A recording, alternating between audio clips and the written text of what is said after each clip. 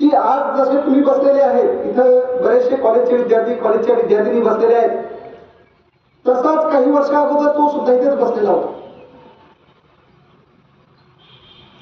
आपल्याला फक्त हे विचार करायचा की तुम्ही जिथे बसलेले आहे तिथून त्याचा इथपर्यंतचा जो प्रवास आहे, आज तो इथे बसला, तो जो प्रवास आहे त्याचा जो संघर्ष आहे त्या संघर्षाला सलाम करण्यासाठी आज आपण इथे उपस्थित झालो.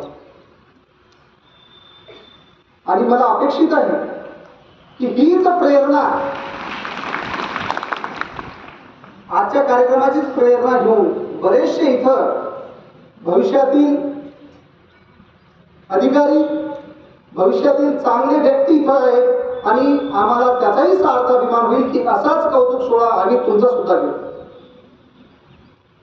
म्हणून आज विशेष म्हणून मी हे सांगू इच्छितो की जो कौतुक सोहळा घेतलाय हा फक्त तुमच्यासाठी घेतलाय की यातून तुम्हाला काहीतरी प्रेरणा मिळावी. आणि प्रेरणा मिळण्यासाठी जो संघर्ष केला हा अंतर इथून इथपर्यंत कमी आहे, पण तो अंतर कापण्यासाठी जो संघर्ष केला तो संघर्ष आपण त्याच्या मुखातून ऐकणारच आहोत. पण प्रास्ताविकेच्या माध्यमातून मी तुम्हाला एवढंच सांगू इच्छितो की त्यानं जो केलं तर एक ग्रामीण भागातील विद्यार्थी साखरखेड्यामध्ये 1ली पासून 12वी पर्यंत शिक्षण आपल्या साखरखेड्यातच झाला, जसं तुमचं सुद्धा 1ली पासून 12वी पर्यंत आपण म्हणून साखरखेड्यातच शिक्षण होते. आणि जी स्वप्न शहरातील उच्च लोक पाहतात ती स्वप्न त्यानं साखरखेड्यात राहून सुद्धा पूर्ण केली.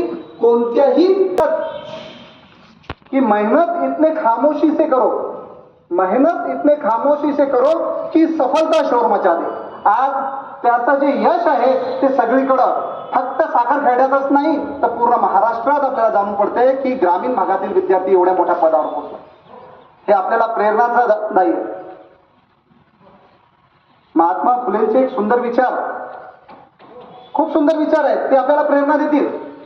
महात्मा फुले म्हणतात की ज्यांचा असेल त्या वातावरणाच्या विरुद्ध आपल्याला करायचं असेल तर आपले गोल हे फिक्स असले पाहिजे. म्हणून म्हणतो की आपल्यातला तुमच्यातला इथं बसलेला एक विद्यार्थी जर या एवढ्या मोठ्या पदावर पोहोचतोय तर निश्चितच तो आपल्यासाठी एक प्रेरणास्थान आहे.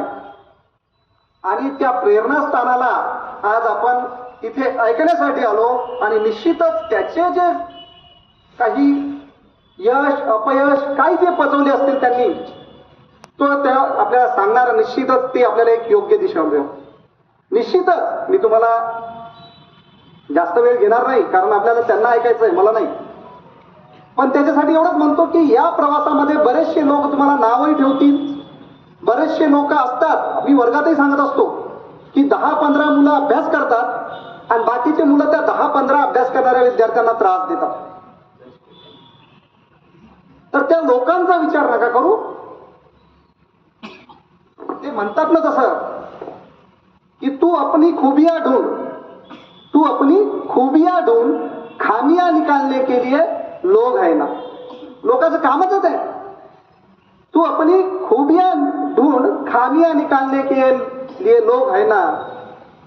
तू अपने कदम आगे रख, तू अपने कदम आगे रख, पीछे खींचने के लिए कौन है? लोग है ना. पीछे खींचने के लिए सपने देखने हैं तो ऊंचे देख, सपने देखने हैं तो ऊंचे देख, नीचा दिखाने के लिए लोग है ना. तू भीड़ से अपनी अलग पहचान बना, तू अपनी अलग पहचान बना, भीड़ में चलने के लिए लोग हैं, भीड़ में चलने के लिए लोग है ना. तू कुछ कर दिखा दुनिया को ऐसा, तू कुछ कर दिखा दुनिया को ऐसा, तालियां बजाने के लिए लोग है ना, तालियां बजाने के लिए लोग हैं. म्हणून मी फक्त एवढं सांगू इच्छितो की तुम्हाला वेगळं करायचंय. हे टाळ्या वाजवणारे, मागं उठणारे बरेचसे लोक आहेत, त्यांना त्यांचं काम करू द्या. आपण आपली एक वेगळी इमेज तयार करा आणि त्यानुसार आपलं काम करा.